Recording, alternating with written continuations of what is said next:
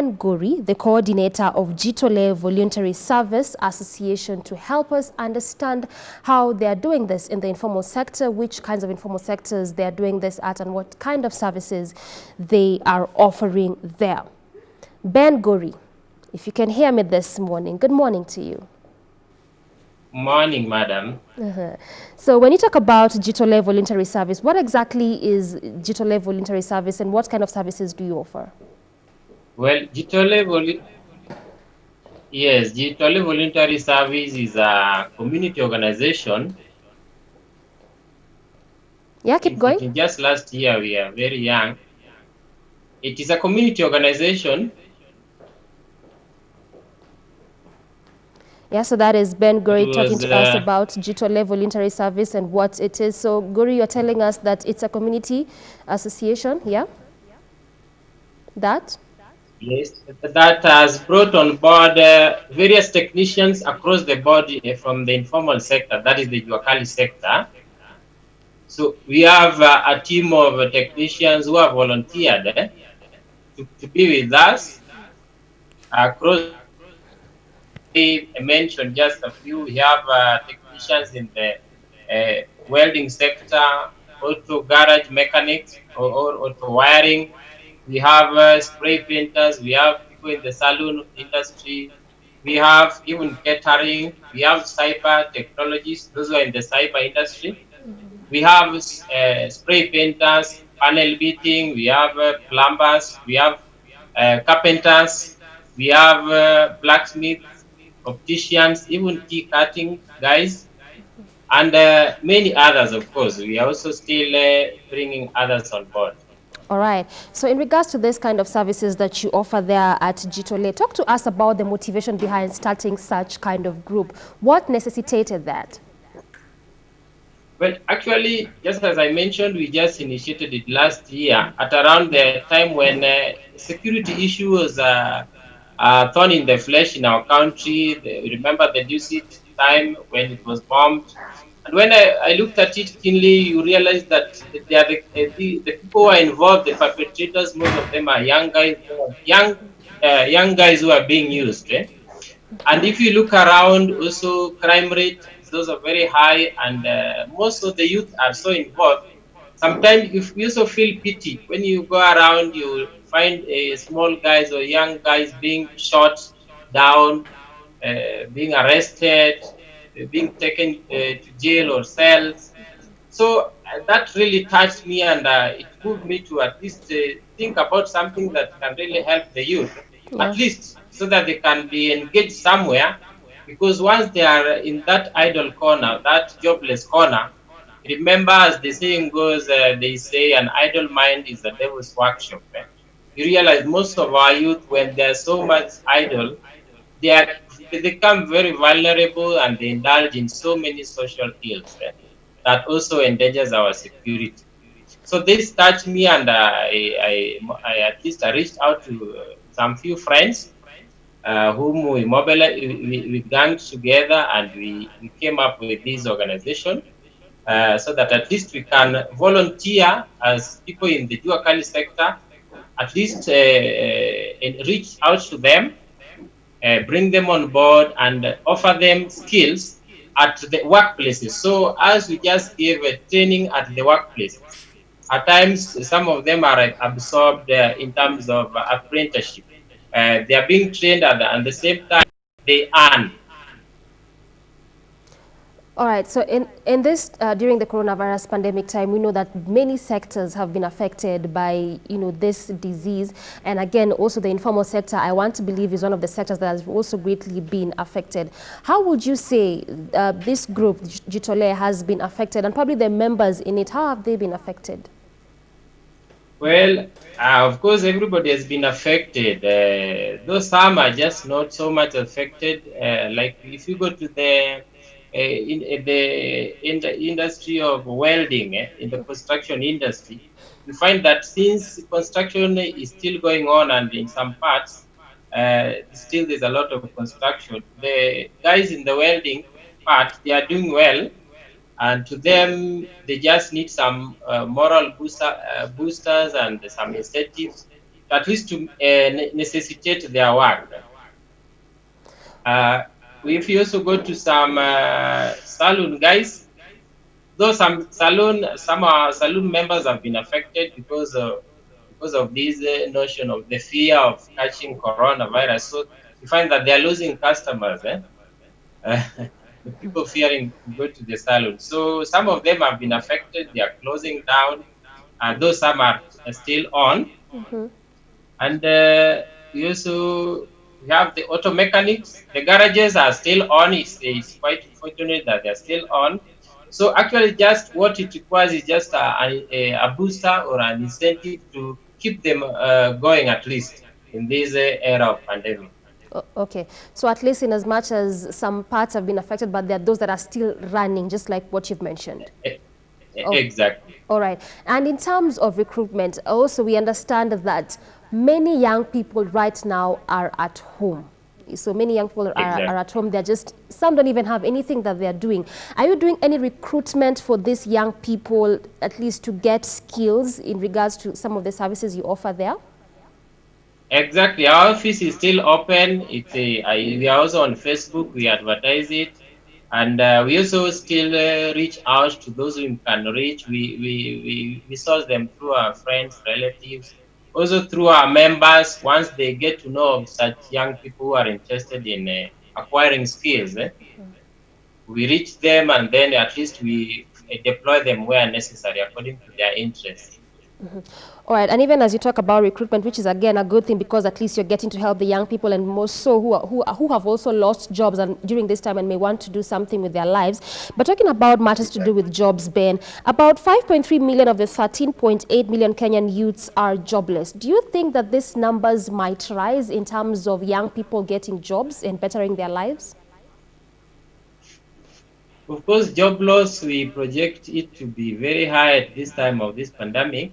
Yeah. And of course, since this has been a pre-existing issue, the unemployment of the youth, has been an enormous problem, not only during this time of pandemic, because owing to the number, just as you have stated, the youth keep on growing, some graduating from schools and colleges. Some are, like we said, now are going to lose jobs from their formal employment. And now we are going to have an influx of youth. That is why now Jitolee is going to come in hand here to help at least these youth so that at least they can get in touch with the blue-collar jobs.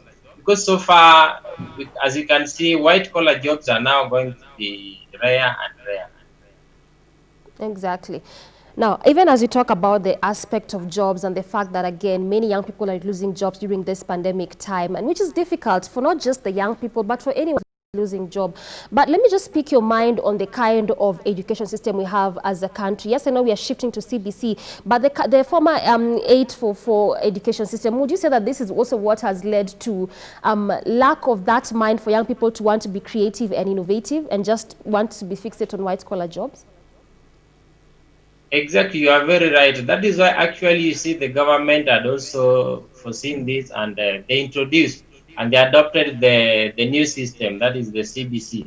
Actually, as we were growing, you remember we were brought up with the mindset that you just have to work hard, perform well, and get a white-collar job. So for majority of us so far are in that mindset or that cocoon. So at least the government has done a very good initiative in adopting this CBC. In fact, I applauded it very much, and I commend you guys for also proceeding for this. We would like actually to encourage the whole society, not only the government. The government is really doing much, but also the society at large should embrace this, the parents, the community, so that we start upholding also blue-collar jobs. Actually, white-collar jobs have been over-glorified in the 844 system, whereby it was more of academic-oriented in terms of performance. And in fact, you remember it led to loss of so many youths, thinking of or engaging in social ills like committing suicide once somebody is not going to perform well, maybe pressure from the parents, from the community. You find they cannot bear they could not bear, even now they cannot bear such pressures. So CBC actually has done wonders in this area, and that is why Jitolee Association is also going to uphold this in this area, as we do it now in the informal setting, in the community setup, in the grassroots setup, so that even these guys, when these young people, when they come out from colleges or schools, at least there's a place they can be absorbed and continue with their area of interest. Remember now, there has been a crusading of talents. Yeah. Now, talent promotion is good, and it's also good that we now also mold our children to be all-rounded people who can engage in any other talent, and especially also in the blue-collar job. You know, most young people now, I see they are now, so they tend to focus on music and sports. And this should also be helped to understand or be synthesized that talent does not mean it's only sport and sport and music. That is it. Thinking that that is where money is flowing.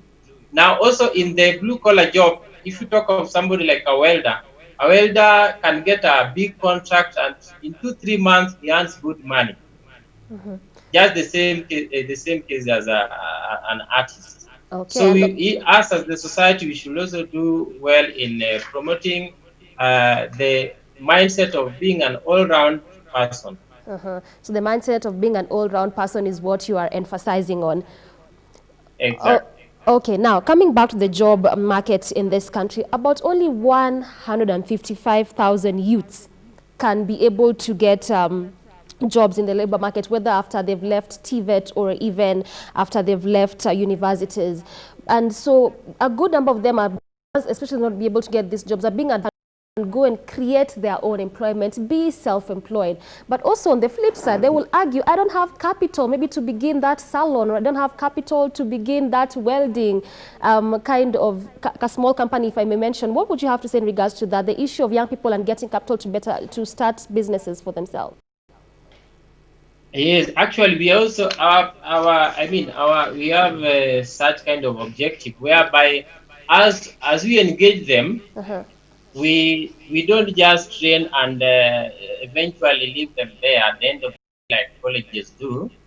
As we want it to be a unique thing whereby we train and employ. If we cannot employ, we can offer startup or capital. God willing, we are aspiring to have our own polytechnic workshop whereby we are going to have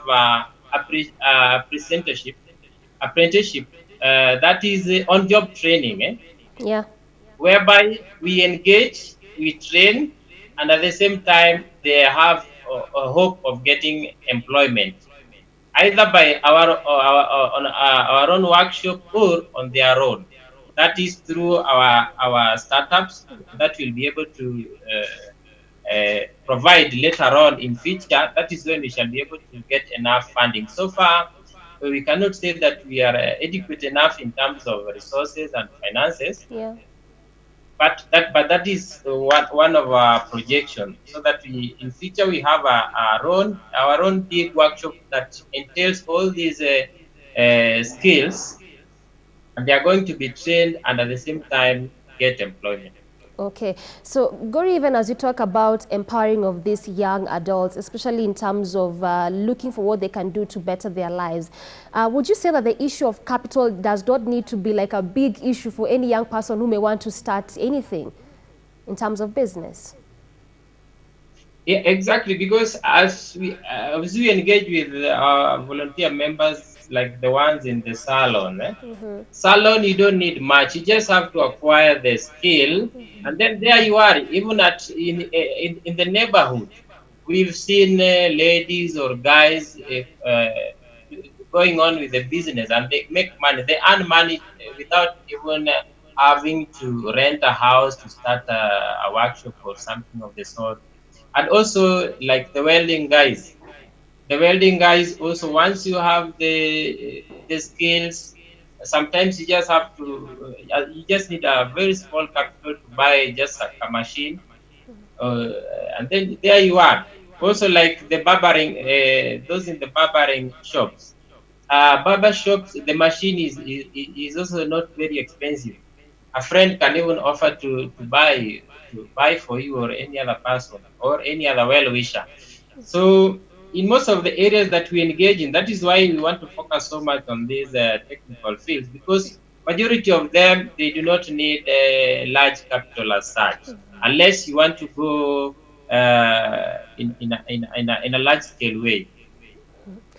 All right, so I'm speaking to Ben Gori, the coordinator of Jitolee Association Group, just talking to us about what they do there as a group and how they're helping young people to be empowered, how they can become their own employers and not necessarily have to wait for white-collar jobs. Now, coming back to you, Ben, there was this statement I read that said that the informal sector is a crucial sector of most of the developing countries in terms of employment. What makes the informal sector one of those important pillars in terms of employment, especially for developing countries?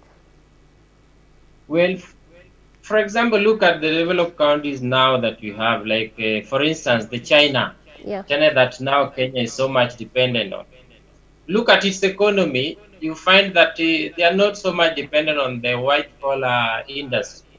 Actually, they are dependent on the blue-collar industry. They are so much industrialized, right from the small scale to the large scale. You find things like toothpick. They make them and they sell. That is in the small industry. You find small toys and what have you, and so many things that they make. So if you look at their economy, you find that they produce a lot, such that they have even the three categories, whereby there are some that their level of products that they produce for high-end countries, the medium countries, and the third world countries, so to speak. We find that the most of the products that they bring to us, like as the third world countries, they are of low level.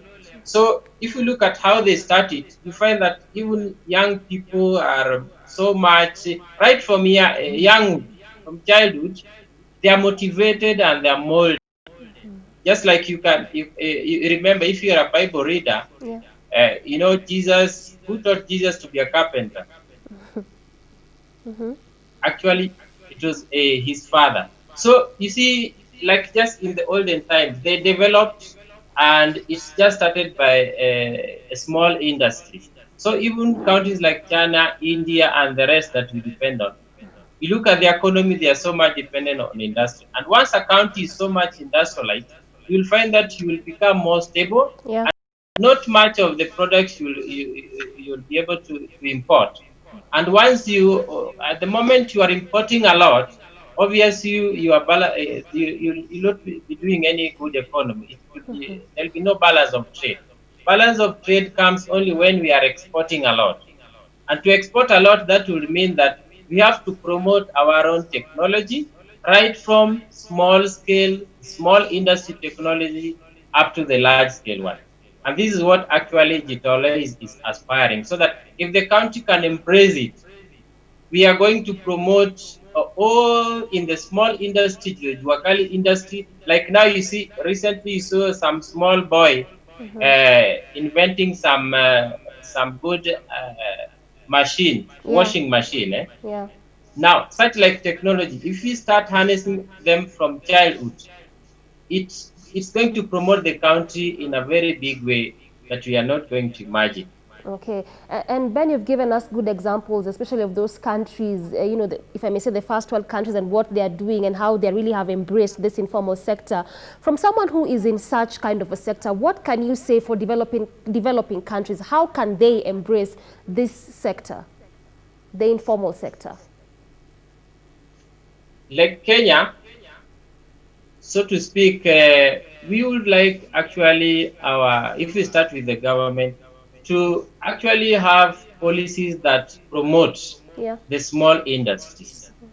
If we go down, like the devolved governments, go to their CDF structure and the rest, they should have a portion or something set aside for the small industries, those in the Juakali sectors, as they promote the other industries like music industries, the art industry, they should also find avenues of promoting projects like these ones of ours, and of course, and others. They should promote such projects, and also individuals who are in these industries. Also, from the college level and school levels, they should promote these areas by facilitating in terms of making sure that there are enough resources and facilities that can enable this industry to grow. So it's also good for a government to be able to also not to be too much focused on maybe politics and maybe other areas, forgetting other areas that are also important, like now. Okay. It is true. It's true. Like now, well, there's COVID, Yeah. but also it's good to remember that we still need to live. Life has to go on, and there's time to also recover.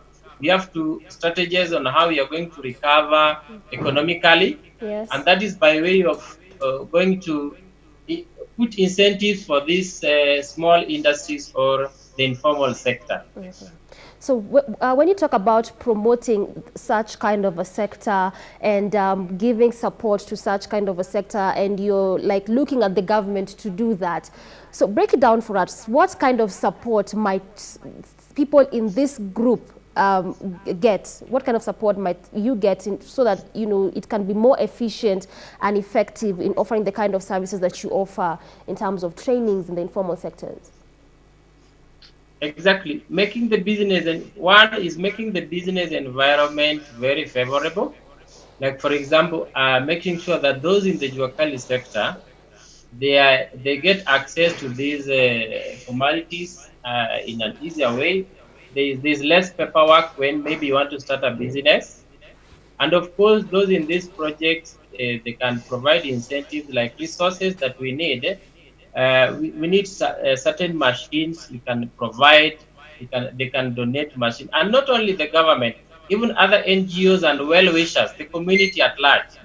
They can give support in terms of even finances or even facilities. There are various facilities that these people need. Actually, in the technical field, we need a lot of facilities. Like the saloon guys, there are certain items they require, the welders, the mechanics, and all the rest. They need tools. So if by and by they can be able to be offered some incentives, at least it will be able to promote them. For example, once you promote a welder with a machine, just one machine, Yeah. he will be very well motivated to accommodate many young youths. Go to a saloon the same, and also go to a barber, even the cyber guys. Yeah. If you just buy them, for example, just one computer or two, they'll be able to accommodate so many young youths and train them. Okay, so Ben, as we bring the discussion to a close, I just want to pick your mind on what can be done to change the mindsets of young people, at least to understand that also the informal sector can be a sector where they can venture into, go create their own employment and make money. Very briefly. Exactly. In fact, it's time now we have to depart and desist from this culture of a dependence on the government. We actually have to move up to speed as the society at large, starting with ourselves, the parents, the community, the media, the government, and any other person. From wherever we are, even our teachers. We should have sessions whereby our teachers are able to counsel our youth right from school, so that when they're coming from school, out of school or from school, at least they are well prepared to meet challenges outside the world, so that they are not just bombarded with the attitude of you must perform and go to a university. Also, our parents, Okay. we would like, yes. All right. Yes. So thank you very much, Ben Gori, for making time this morning and talking to us about empowerment for young people. Thank you. Okay, so I've been speaking to Ben, the coordinator of Jitolee Association, talking to us about empowering young people. Just before we show to a close, Ram, when you talk about